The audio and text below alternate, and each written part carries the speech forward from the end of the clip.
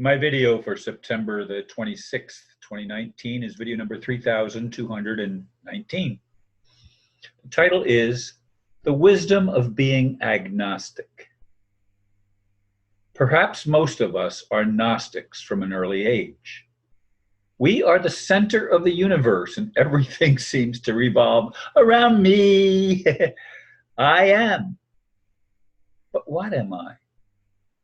We know, at least in part, whatever we experience. Our environment impacts our perception of reality. We know what we know, even if, in actuality, we know practically nothing at all. We only experience one point of view, our own. For me, I have long been willing to question. It seems I've had a predisposition to at least attempt to stretch the limits of the box or boxes that were my world. The more I gather experiences, the more I wonder about things, the more I challenge my own beliefs. It takes a long time for some to admit, I don't know. It's like saying, I'm stupid. I guess we're all stupid in a way. Not one of us actually know what we do not yet know. For me, saying I don't know is not the weakness I once thought it was. It is actually courage to expand possibilities. Some have said we are all God, each having experience, so that God can become truly omniscient. At some point in the beginning, even God had no personal experience. Through us, all of us, God gains what could only be gained through trial and error. I realize as I read those words that I wrote a few hours ago now, I realize that I could have never written those even a few years ago. I wasn't in the place where I could do it. I mean, I've tried to always be open-minded and think outside the box ever since I was a teenager, at least. I've always been willing to look at other points of view. In the beginning, it was other Christian points of view, but over the years, it became even non-Christian points of view, attending Jewish Messianic synagogues and attending Mormon meetings and lots of things. And lately, of course, I attend a Hindu. I'm at a Hindu ashram that I attend every week. That's my spiritual thing, and we talk about everything there, not just Hinduism, but Buddhism and Christianity and Judaism. And this coming week, we're going to have, or this coming Sunday rather, we're going to have a lady from Russia talk about growing up in the Soviet Union. So there's all sorts of different ideas that can come together there because the people that run the mission are open-minded. Unfortunately, most people that think they know, that is, they're Gnostic, I know what I believe, and I know it's true, and I know I'm right. No, we don't. Or at least those of us that have reached the point of waking up to the extent that we can admit that things that we thought were true at one point in our lives turned out not to be what we were told and not to be what we actually thought and believed. This is human experience. I don't think I'm the only one in the world that has gone through these shifts in awareness.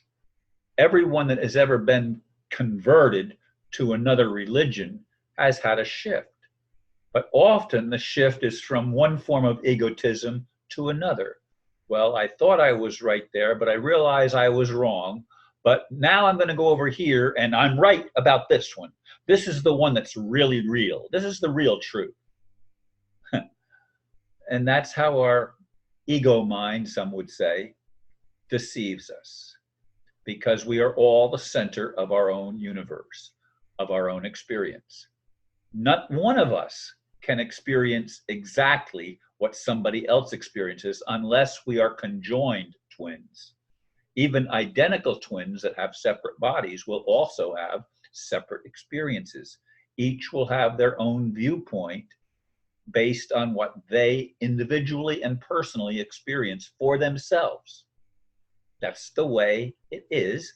And I don't understand or believe or conceive that it could be any other way than that each of us has a point of view that is unique and different than all others. Now, it comes down to ethics and morality. Is there right and wrong? That's something that some people have questioned. They're, since it's just an experiment anyway, how can you say for sure that something is wrong? Well, I have a foundation that I have been unwilling to let go of. And that foundation is that love is the ultimate of all fulfillment. We are to love even our enemies, even those that despitefully use us and say all manner of evil against us falsely, as it's written in the Bible. But getting out of the ego mind is not actually getting out of anything. It's allowing ideas to come from every direction as much as we can endure it and allow it and continue to want to explore. The spirit of exploration is really, really important. And I'm not talking about exploring the world. I'm talking about exploring ideas, thoughts that we have, feelings that arise within us that are our personal experience. What is this? What does it mean? Do we ever ask? And do we weigh it all against something we are told is true? And yet, if we could become objective, we could see that it's just an ego trip. It's just another of I'm right. And those that have a different point of view are obviously wrong. Well, that whole way of thinking is misguided, in my opinion. It's in my opinion. That's all I have is my opinion, because all I have is my experience and what I allow myself to consider. I spend a lot of time just meditating and thinking about things. There's times I come up with ideas for videos that never get recorded. They just, I jot things down and they just pass by the wayside. They were an idea at the time. I mean, I could probably come up with 3 or 4 different subjects every day that I think about and I could possibly make videos about.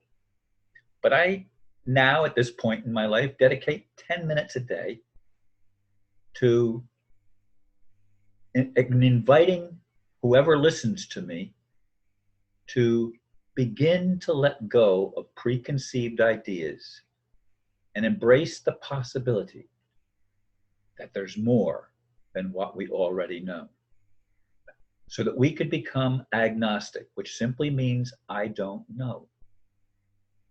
Because I don't know what I don't know. And that's the truth. I'm not an atheist. I believe there must be a God. There must be a first source of something. But I do believe that first source at the very beginning of it all didn't know anything. Could maybe imagine things, but couldn't actually know for sure, which is why we were created. So that through us, the Creator could know and become a Gnostic, because it has all points of view as part of its own experience. That's a hard concept to get our heads around, and it involves letting go of a lot of things we thought were true. Think about these things, and thank you for listening. Namaste.